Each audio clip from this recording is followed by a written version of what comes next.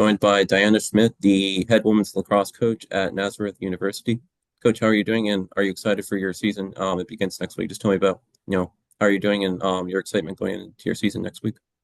We're doing good. We're definitely excited to start playing some people other than ourselves at practice. It's been a snowy winter up here where we are, so Yep. we're excited to make that leap into the game part of our season and everything because it is a bit of a long season. We start in February with games and then we basically go till May. So, Yeah. And I'm more fall college golf, not as familiar with lacrosse, but just tell me a little bit about it. You mentioned that, your team is playing each other. So do you play scrimmages? And I've heard the word fall ball before. Is that something that, your team participates in? And if so, can you just tell me a little bit about that? yeah, so our fall ball we do typically it's in like the first half of the fall semester.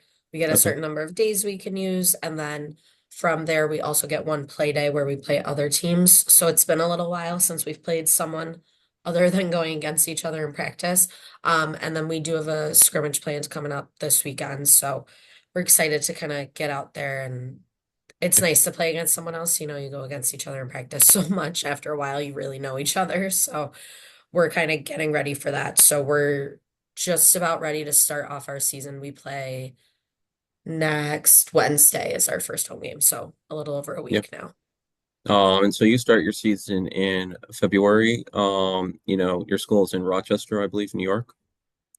So, obviously I'm here in Connecticut, it's gonna snow this week, Tell me about, starting your season in February, playing in Rochester, when it's cold and maybe snowy still outside. Does your team play outside and just how does that work, for your team? Yeah, so we do play our games outside. Okay.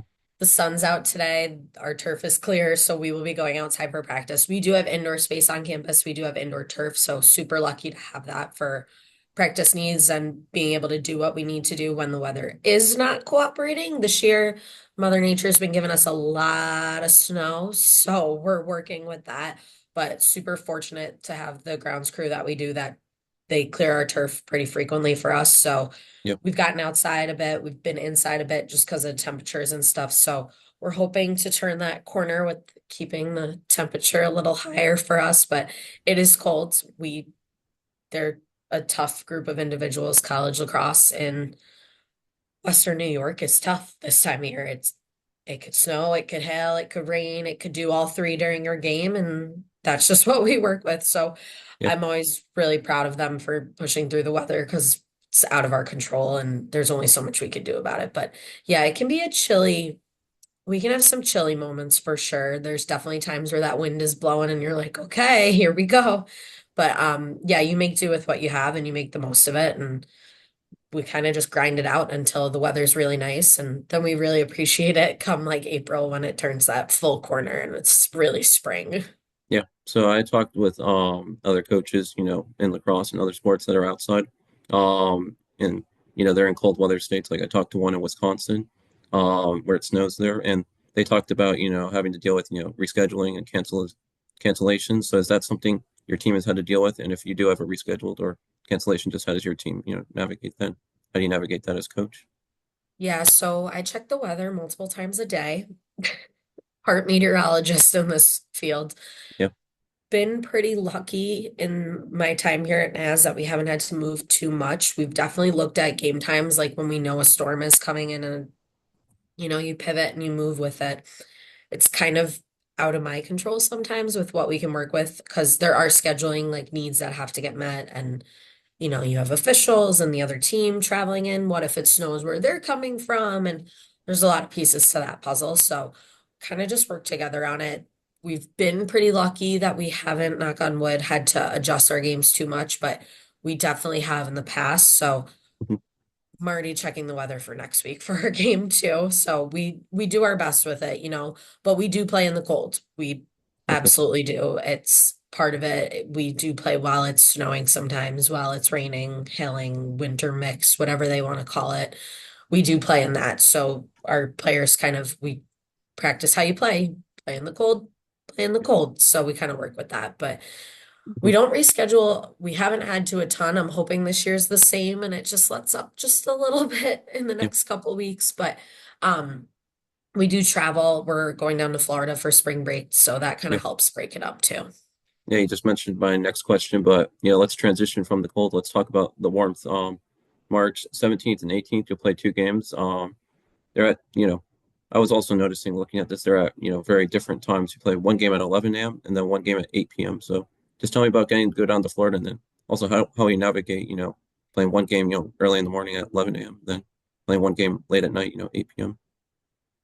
Yeah, so that's a bit of a weird thing. Really only happens with spring break and trying to get the games in while we're down there. So we'll be down Okay. in Panama City Beach, Florida, which is in the Panhandle. So it's actually on an hour time difference from us on East Coast time. So that's why it says the times it does. So it'll actually be like 11 a.m. there. Yeah. It's getting flipped around, but so it's an hour time difference. So we have that factored in.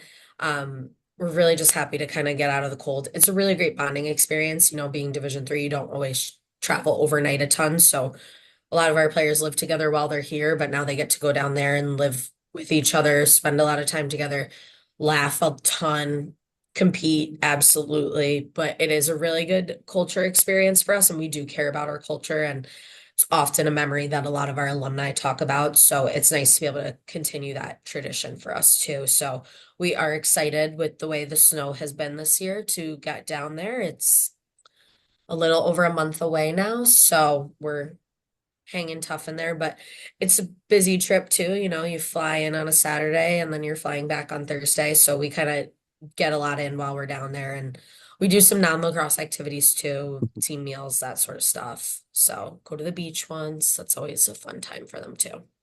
Yeah. So you were talking about bonding, going down to Florida. How do you think your team will bond just generally outside of going down to Florida? How does your team bond, like getting new freshmen in, at the start of the year and, just how does your team bond overall, you think? Yeah, they spend a lot of time together, which is great for us. I really try to foster some of those connections and stuff early on. We do big sister, little sister when they come in. So over the summer, our incoming group gets paired up with an upperclassman, usually someone they don't already know. And then from there, what we do is that's someone you can text over the summer. You have questions about the workouts, or, hey, what do I need for my dorm? Or what is coach talking about in the group chat? That's a good way for us to kind of start that. We've even had players who are actually able to go meet up with their sister over the summer. It's like, hey, I'm going to be in the area. Like, are you around at all? Like, let's grab coffee, let's grab lunch or something. So there's that kind of stuff too that we try to do. We also love to compete. So we do purple gold comps in our team. So we assign you to team purple or gold, and you're that for life. There's no switching. Our alumni take it super serious, but we actually have a trophy and we keep score throughout the year. And then whichever team wins at the end of the year, they get to write their team and the year on the bottom of the trophy. So that's a good way for us to help build different connections. And then we really try to mix up our groups a lot and get them interacting with each other. Sometimes when we do stuff, we say, hey, for this sick work drill, I want you guys with groups of all different classes or different positions. Let's mix that up. So we kind of help foster some of that on the field, but they do a great job. I'm always so impressed with them off the field. They go to the dining hall together and they help each other out with rides if you don't have a car here, or sometimes you just want to get off campus and go get Chipotle and things like that, which it's right around the corner, but you still want to catch a ride and everything like that. So they do a really great job of it themselves, but we also try to foster some of that too throughout the Yeah. year as well. hmm So, Coach, let's talk about your university, Nazareth University. It's in Rochester, New York. It's a Division 3 school, and it's in the Empire 8. So, just touch on and just tell me a little bit about anything you want to tell me about Nazareth University.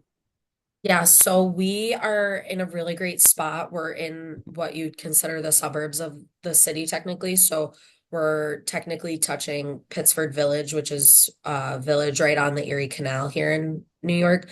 So it's a really nice area. Our players can use the running trail down by the canal and stuff. It's walking distance to campus. So we're super fortunate where we're located.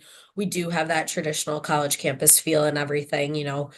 We're not fully gated, but it feels that way. And when you come into campus, it's beautiful, even when it's covered in snow like it is right now. So Mhm. we're super lucky to have that going for us. We are a smaller school, so your professors, they know your names, they know who you are, they know you're an athlete too, which is great because when we do have those weather situations where we have to pivot our schedule around a little bit. They're like, oh, so and so's not here. Oh, I got that email from her. I forgot about it. Like, blah, blah, blah. I remember she's going to make up the test tomorrow, blah, blah, blah. So we're super lucky to have that kind of support here on campus from people outside of our department and everything. And we have great support within our department. Our team's super supportive of going to other games and stuff. So that's always kind of a nice little bit of community. But we're in a suburban part of Rochester, so yes, we have the really pretty village right near us.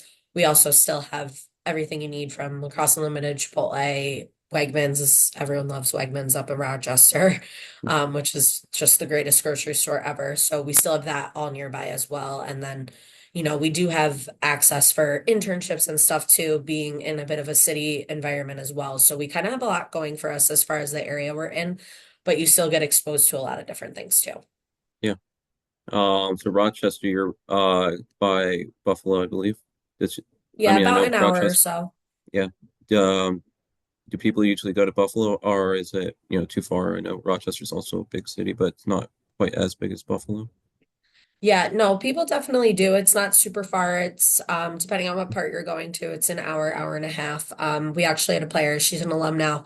She did an internship with the Bills where she had to be at all their home games. So Okay. she was able to do that during her fall semester of her senior year, which was awesome. So really great experience for her, but also not so far away that she can't pull it off either. And she really didn't miss much lacrosse wise or classes because most of their games are on Sundays. So super fortunate that she could take advantage of that opportunity just by driving an hour or so. It's really an easy drive. It's a straight shot down the thruway. It's very smooth sailing. I am familiar with it, so we're lucky that they can do that too. Rochester is about a midway point between Buffalo and Syracuse, so kind of can go either way with that stuff too. Nice. So something I was interested in learning more about, at least last year, you played two, special games. By that I mean you played the face-off against Cancer game and Morgan's Message game. So can you tell me a little bit about, these two special games and just, how they came about? Yeah, so the face off against cancer game we will be doing again this year. Mhm. It's nice to be able to give to a bit more of like a local cause. I believe it's the Littman Foundation. I would have to double check the name. It's nice to be able to have that though. They typically reach out to us and we're happy to do it. Similar to our Morgan's Message game too. So we have Morgan's Message group on campus. We have several players very involved in it. Um, those topics, unfortunately, are common now. And sometimes what we're trying to do is break stigma and be supportive. So with the Cancer Foundation and stuff, it's important for us to be aware of what's going on around us. Sometimes, you're a college kid and you're not thinking about that stuff, and that's okay. But we also want to make sure that we're giving back and being the supportive people that we're supposed to be in society too. With our Morgan's Message game, that one is definitely a topic that our team talks about pretty openly, which I'm so grateful for because sometimes things are hard, and Morgan's Message in the lacrosse world is very, very much prevalent. And it's nice to see it expanding to other sports too. That wasn't the case necessarily when I was an athlete.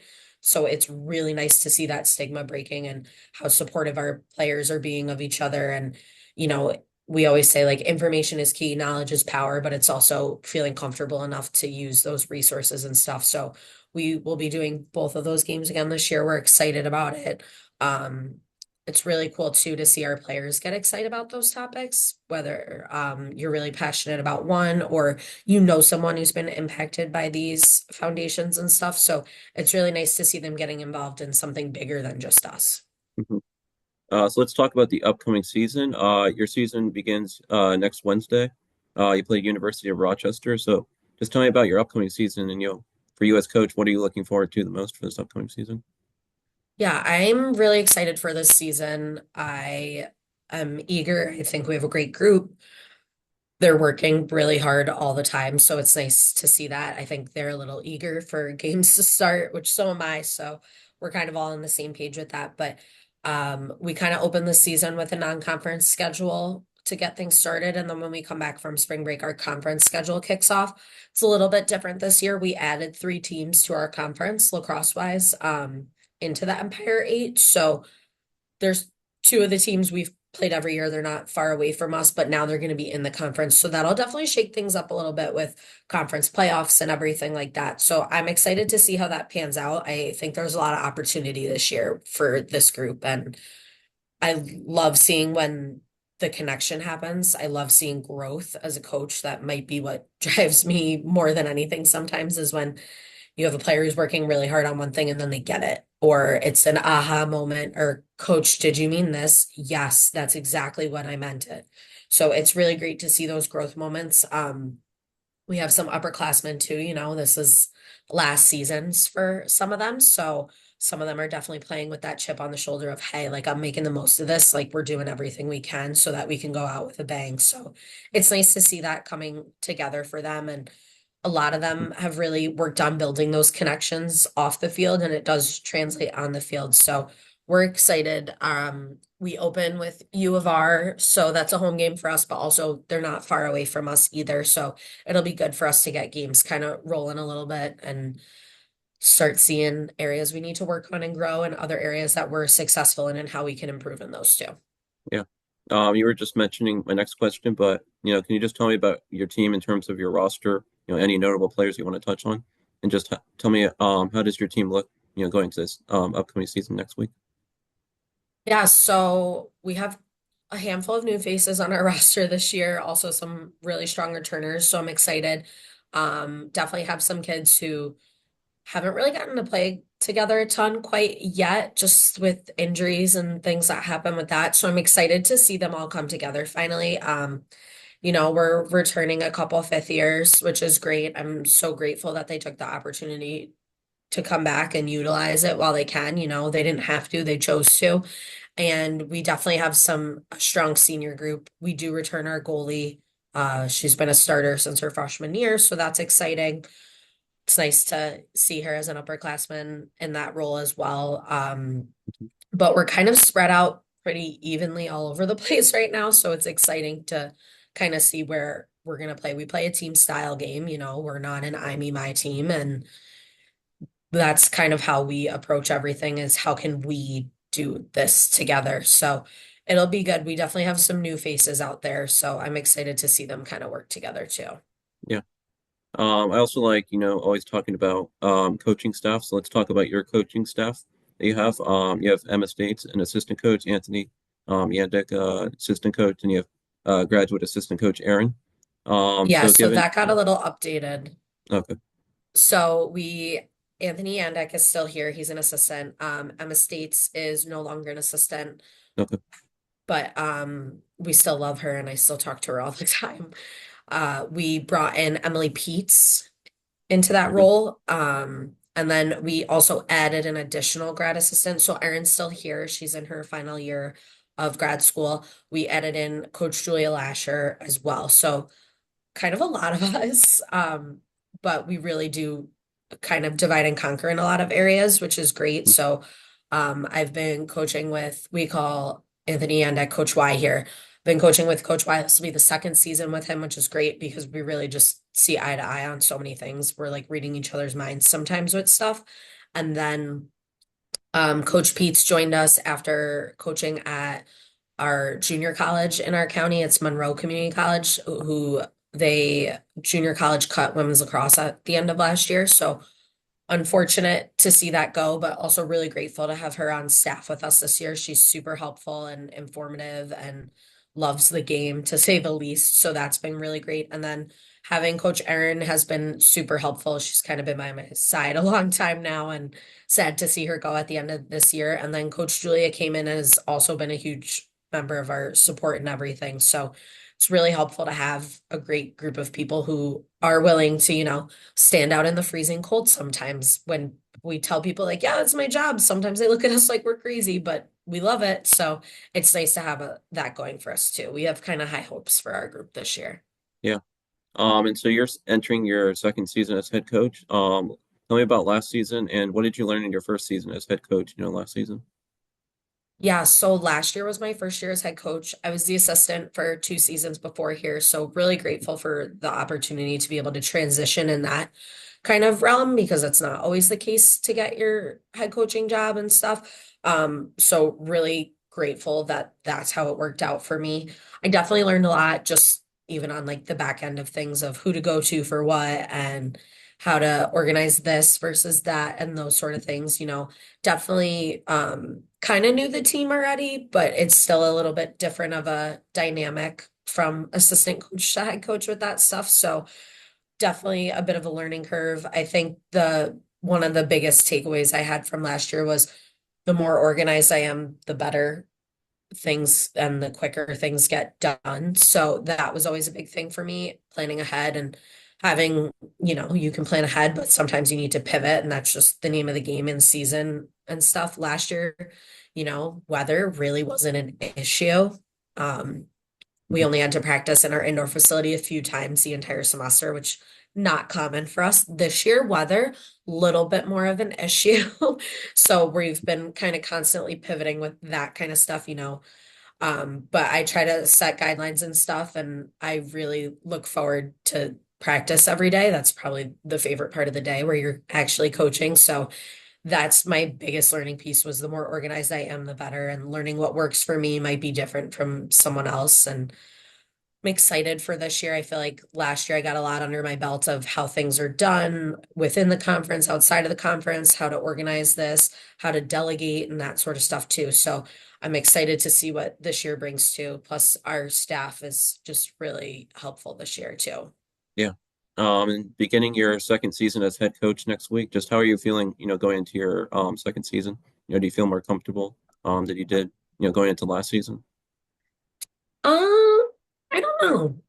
I think every season's a little bit of like a blank slate. I think that's why I like this Mhm. career partially is, there's a lot of components to our job, but what you put out on the field is definitely something you are hopefully proud of. And this year I'm excited to see what we kind of like come together as. Um, Last year was, it's always a little sad when you see a group go. So I'll definitely be feeling that this year. This group of seniors and I started here together when I was an assistant. So that's a little weird to think about not having them. So trying to just make the most of those situations. I say a lot, be where your feet are. You can't have a great day if you never have a bad day, that sort of stuff. So trying to make the most even in tougher situations, when the wind's howling and blowing in your face and you feel like you're not moving while you're running and it's like having a giant parachute on your back and that sort of stuff. So yeah, I'm just excited. I think we have a great group. We have returners, we have new faces. We kind of have like a whole mishmash, and I am really impressed with how hard they've all worked to come together in that sense. So it'll be interesting to see, and it's another year for us to kind of do what we love. And I always tell them these are the best years of your life. Yes, there's a lot of things to look forward to after college, but make the most of the time while you're here too. Yeah. So you were an assistant coach at Nazareth under Tracy Lane during the 2023 season. So being an assistant coach, under Tracy, just what did you learn for that season, and how did you think it prepared you, to take over the head coaching position? Yeah, I learned a ton from Tracy. She is an associate athletic director here, so she's still here. Her photo's actually there playing back in the 90s. That's her. So she's an alum of the program, a coaching alum of the program. So needless to say, like purple and gold beat in her heart and soul. I learned a ton, and I'm so grateful that I was able to have really like a mentor in those situations because my previous college coaching experience was as a grad assistant, and most of that was during COVID. So it wasn't the norm, the things we were doing. So we were doing our best with what we had in those moments too. But I definitely learned a lot of, how to organize certain things, why we do things the way we do, planning a spring break trip, things like that. So I'm really grateful that she was able to like show me the ropes in a sense, but also say, hey, you're going to do this and I'm going to look at it and then I'm going to give you feedback on it. So I was always grateful for that. Coaching with Tracy reminded me a lot of coaching with my dad the way I did growing up, where we got to a point where we were just kind of on that same wavelength all the time. Like I'd look at her for a sub and we'd already, wheels were spinning, we're thinking the same thing already. And that was just kind of a really great experience from a coaching perspective, but a lot of that administrative side stuff that you maybe don't think about as a coaching duty is a big part of it at this level. So it was nice to get to kind of learn and grow in that sense in my first kind of coaching experience outside of being a grad assistant too. So I was really grateful. I learned a lot. I brought things to the table too for us to help get better and grow in those senses. But I'm really fortunate to have had and still kind of have someone I can go to with questions of things I just don't know. Yeah, so you were an assistant coach just for one season, under Tracy, but I'm interested to know, did you always think you wanted to become a head coach, and um, just how was like the transition for you? Given I've talked to a lot of coaches. Some coaches are an assistant for many years, and you were just before they become a head coach, you were just an assistant for one season. So, did you always want to become a head coach? Just how was the transition for you? Given you're an assistant only for one season, then you became a head coach. Yeah, so I was Tracy's assistant for 2 years, so it's Oh, probably just 2 years. listed weird Okay. because of the spring fall year Okay. change. Yeah. Um, yeah, I think I always kind of wanted to be in a coaching role. I think because of the COVID experience as a grad assistant, it changed things a little bit. I felt like I just still had so much to learn. And, you know, I learned a lot in my time at Springfield. I'm so grateful to have been under Coach Milady during that time because the definition of like perseverance and figuring it out, that was our lives at the time.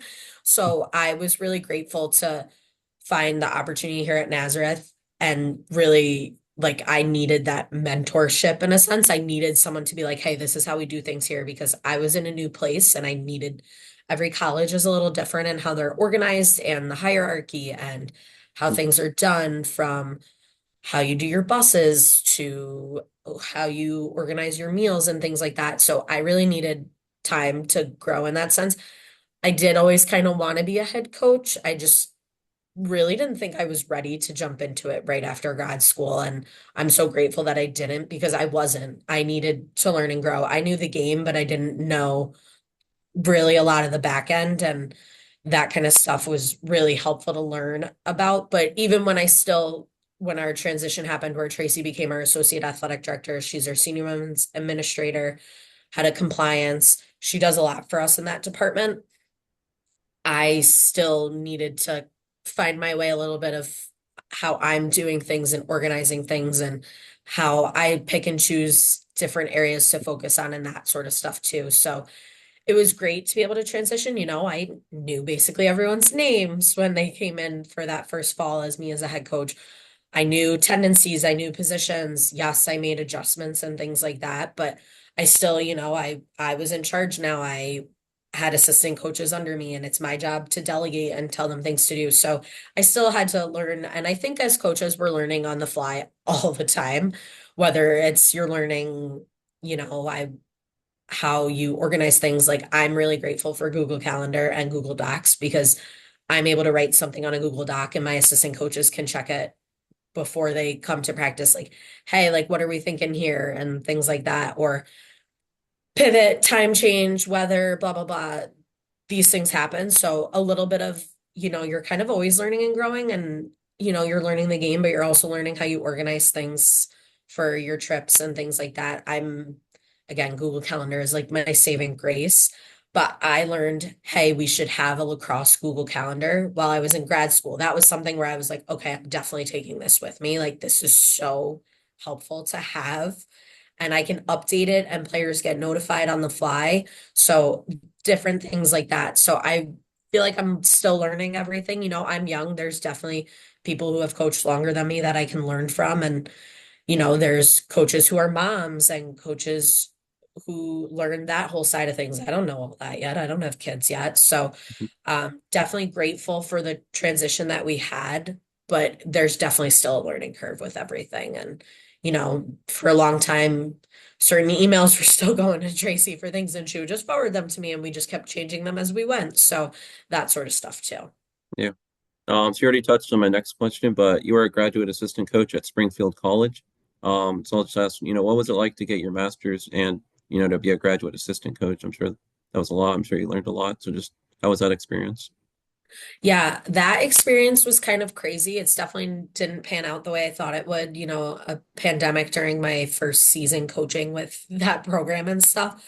I learned so much. Springfield was very different from my college that I attended as an athlete, but also just being in the role of a coach and not an athlete, you learn a lot. And I was really grateful. Coach Malidi was awesome, even throughout the pandemic. She became a mom. I really don't know how she did it, honestly, but she did a great job of like trying to show me as much as she could during that time. And my time as a grad assistant. So I was really fortunate to get my master's in athletic administration, which is under the Pepsi school there, which is the phys ed side of things.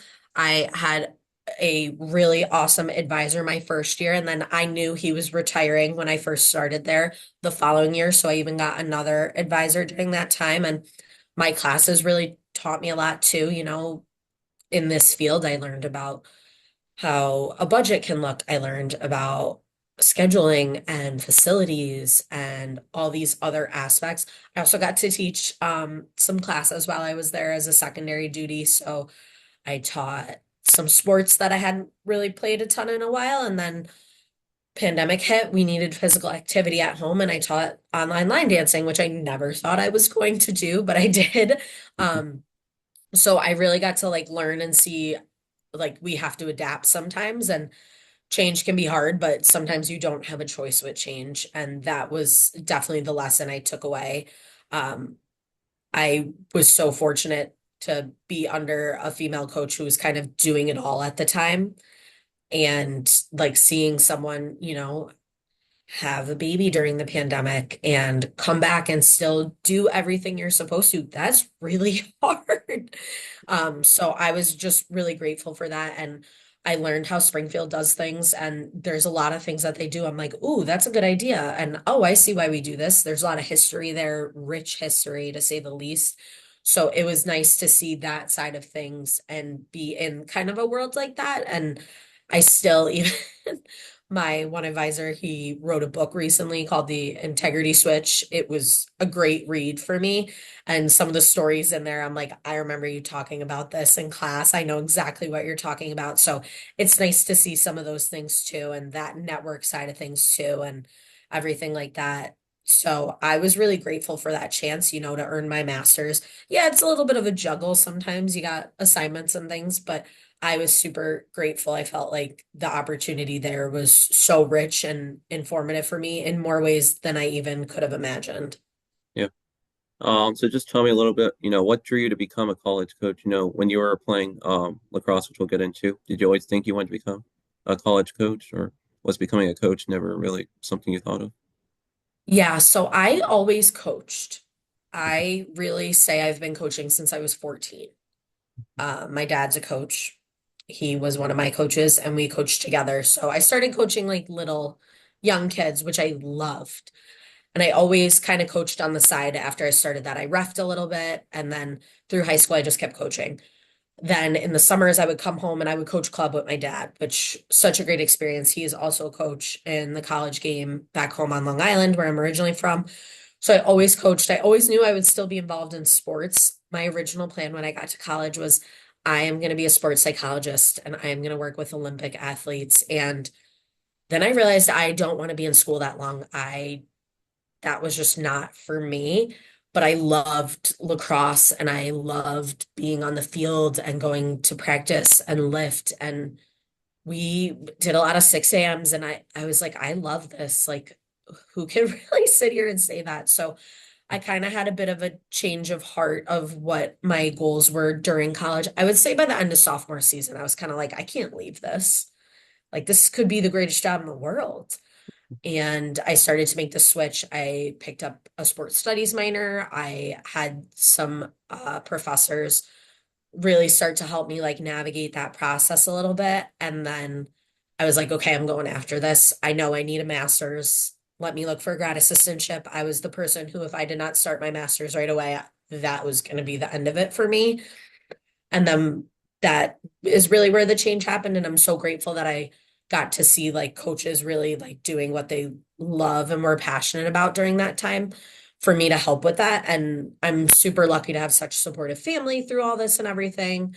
But I kind of got to see my dad's retired from his what was his full-time job and gets to coach. I was like, okay, that's the dream.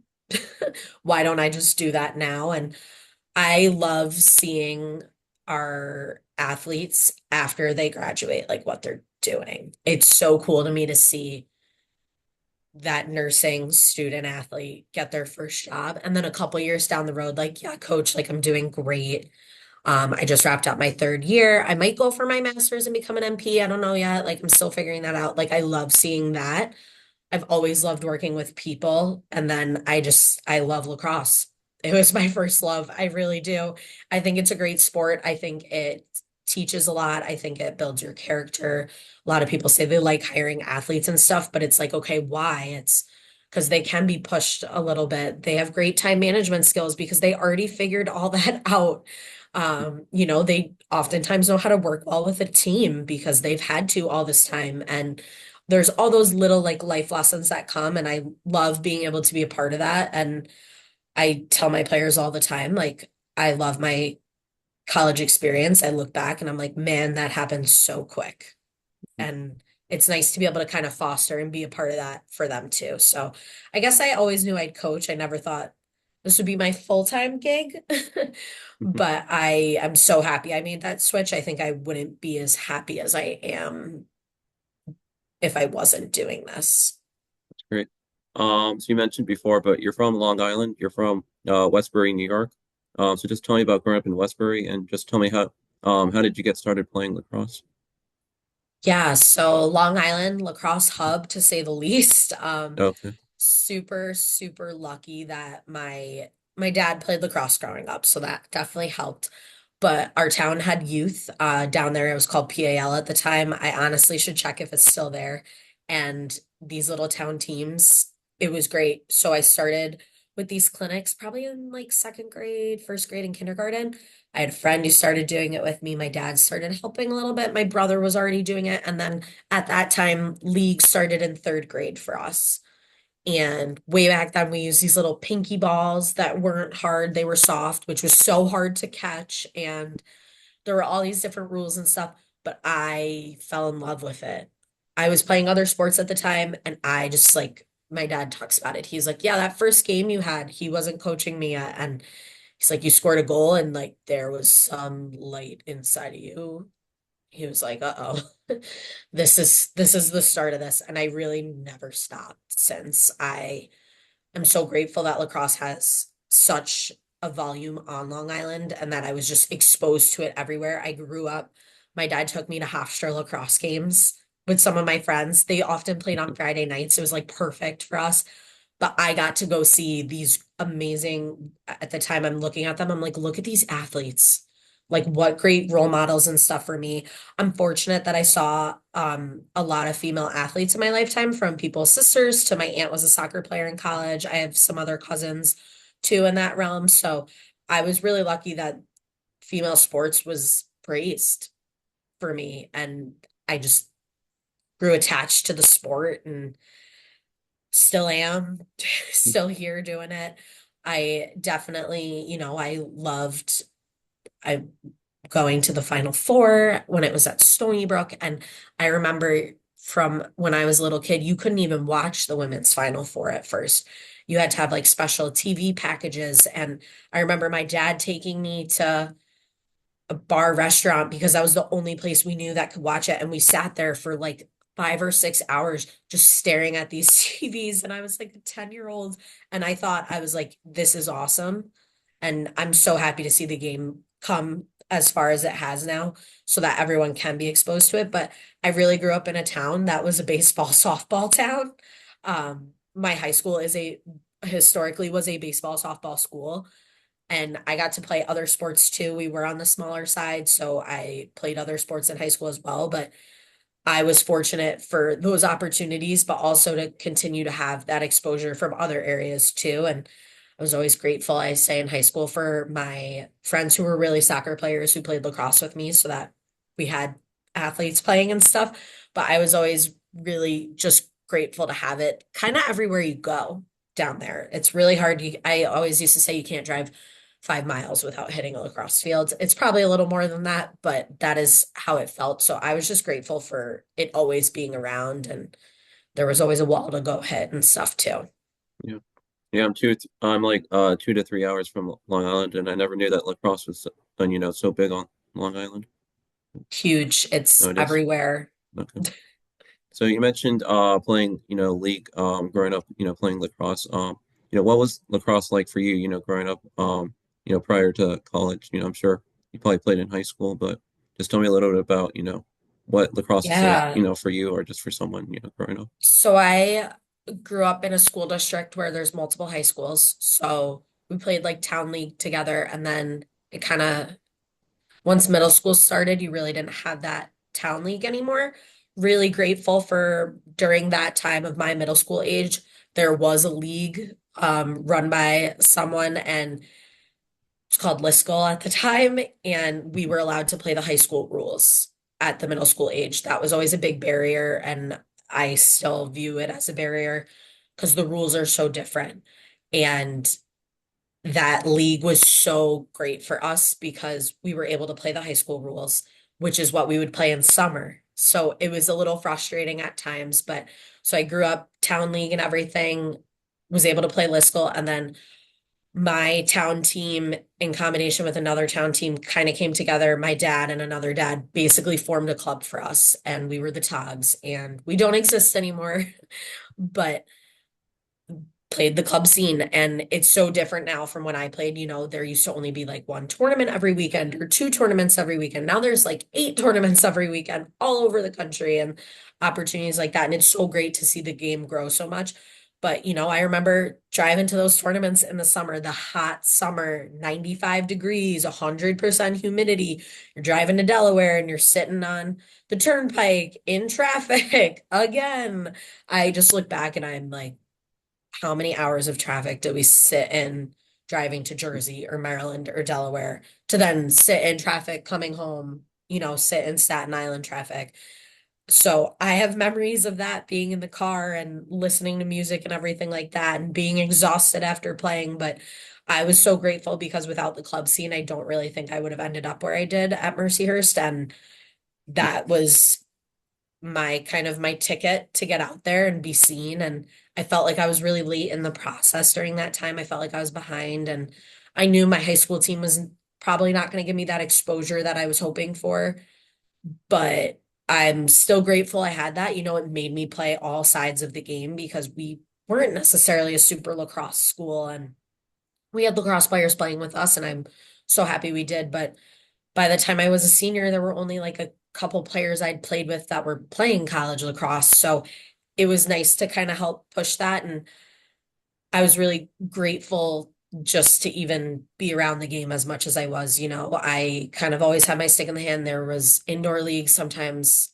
at other places, but those were different rules and things like that. So just kind of constantly playing all the time is how it was. And you played in the heat, you played in the cold, but by the time I was done with my summer lacrosse recruiting trail, I hit that wall. I was like, okay, I cannot go to school in the heat. I'm done with it. I don't want to be sunburnt anymore.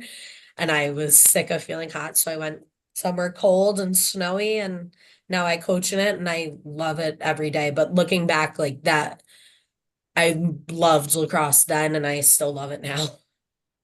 Nice. So you attended Mercyhurst, as you mentioned. What drew you to Mercyhurst, and just tell me about, how was your time playing lacrosse there? Yeah, so I went to what I would consider a smaller high school, Class C in New York, and I was ready to go somewhere different. I wanted to go. I didn't mind being far away from home. I thought I was the most independent person ever.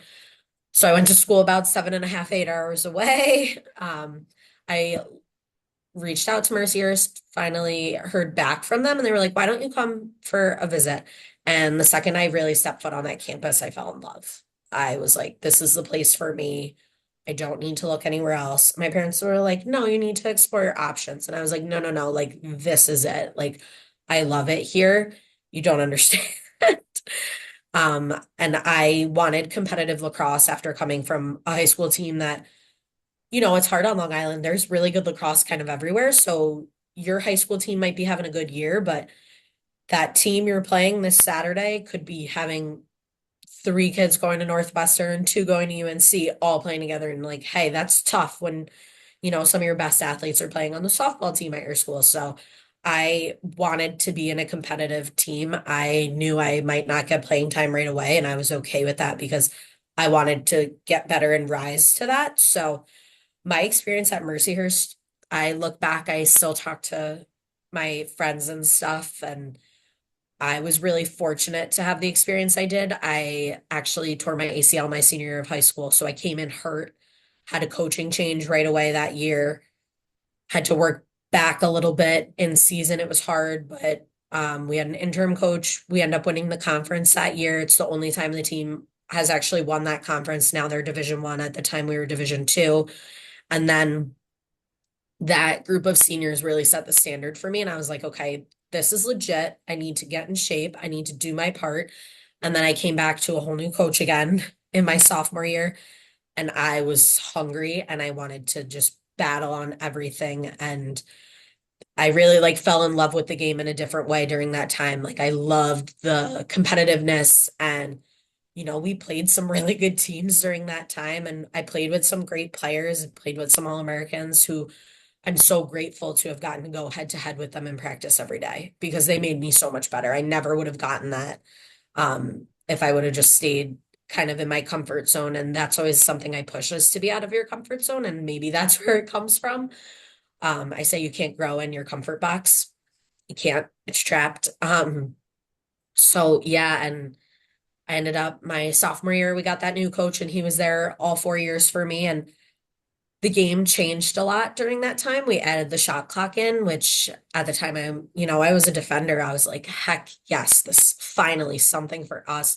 But it definitely changed the style and we had to grow and adapt with it. So I loved those snowy games in Erie, Pennsylvania. I fell in love with the campus and the team, some of my greatest memories in my life were there. And, I was injured for part of it and then I retore my ACL for part of it. And I battled back into that and I am so grateful I did. I wouldn't change anything really about it. I sit here and I look back, I'm like, yeah, I wish we would have won a few more games or won a couple more championships or, that sort of stuff. But I really don't think I would be the person I am if I didn't go through all of that where I did. And I think my parents look back and they say that, like, yeah, we knew as soon as you picked that school that you were never coming back to Long Island. I didn't think that at the time, but it was so true. And I'm really grateful for that. I love where I live now, but I needed to be exposed to like a different environment to see that. Yeah. So for you, what was it like, balancing being a student and an athlete and given, you're a head coach now? Is there any advice that you provide to your current players, given you were a college lacrosse player? Yeah, I struggled a little bit academically in the beginning because I really just the shift of like the high school grading to college grading, I didn't have a great grasp on it. Did end up getting it together, was always eligible in that sense and everything, but it was really hard for me. Um, I don't know why. I look back at it and I'm like, okay, but like, why didn't I figure that out sooner? So that piece for me was a big jump. And then as far as like for my players now and stuff, being Division 3, our fall ball is shorter than D2 or D1. And a lot of times our travel is more limited to day trips other than spring break. So when I look back as an athlete, like I looked back one year and I was like, oh my gosh, I never went to a Friday class in like the month of March one year because we just traveled. So for me, it's getting ahead on the work. That was like really helpful, but also like going and talking to my professors when I really didn't understand something. That was like a huge thing for me, for them to know who I was and what I was about. And then like now I tell them, I'm like, get the tutor, talk to your professors, talk to your teammates. They took those classes and keep me in the loop too. Like if you're struggling in a class, maybe I know of other people struggling in that class. Maybe it's, hey, so and so really recommends you go to office hours for that one. Okay, now you know that. So I feel like I, as a player, should have utilized some of those academic supports. I really like looking back, I feel like that would have made a world of difference for me in the beginning. And now I push that a lot on our players. You might as well use it. It's right in front of you. So looking back, that's definitely something I would have like tried to do better was getting tutors and stuff like that. So two questions I want to end on. It's about, coaching and how special it is. So for you, how special is it, to be the head coach at Nazareth and just get to, lead your team? I know we've talked and you're very passionate about lacrosse and getting to coach. So just how special is it getting to be the head coach at Nazareth? It's definitely really special here. This women's lacrosse program has been around since the 90s. That is not the case everywhere. There also have not been a ton of head coaches coming through this program. So definitely big shoes to fill, especially being under Tracy Leon for a couple years and her not only being an alum now as a coach, but she played here. So Yeah, big shoes to fill in that sense. I love coaching, and I think it's so amazing that we get to be a part of these young female athletes' lives. We talk a lot about opportunity and taking advantage of things, but I look back and I think about how we got here. I think about the players like Tracy who were here in the 90s who maybe didn't always get the gear they wanted and things like that. I just think of how far we've come and how special that is. You also, like your college experience is something you never forget because it's such a different time in your life. It's great to be a part of that for them. It's also my job to prepare them for after that. So that kind of piece of it, it's my job to help you. Like, I want to know where you're at in 5 years. I want to know, are you doing the goals you set out to? Whether it's, coach, I'm traveling the world and I love it, or coach, I'm getting married and having my first kid. Whatever that world looks like for you, I want to see them doing that.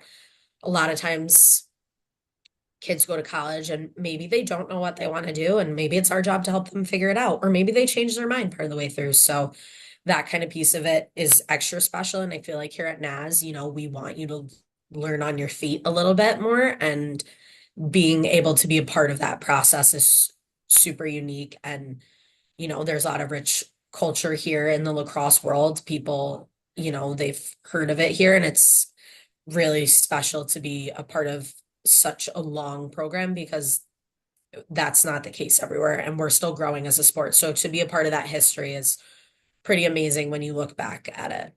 yeah. And finally, what do you enjoy most about, getting to be a head coach and just what does coaching, mean to you? Coaching is like a little bit of everything for me as far as like my professional worlds. I love getting to learn more about the game always. It's ever changing for us with new rules and stuff. So it's nice to be able to like stay involved in like something I'm really passionate about. But it's really like our players. Like I love seeing their growth. I love when they come in, tell me what's going on, and we try to work through it. I love when they make me laugh. We have quite some characters on our team. That's like the best part of my day is when they just like pop in for that stuff. So it's super great to be involved in their lives, but it's also really great to like see them grow, change, and eventually leave this place. This place has such a special place in your heart for so long. To leave it sometimes is really hard, but to see how great they're doing when they leave, it's pretty awesome to see them doing that stuff too.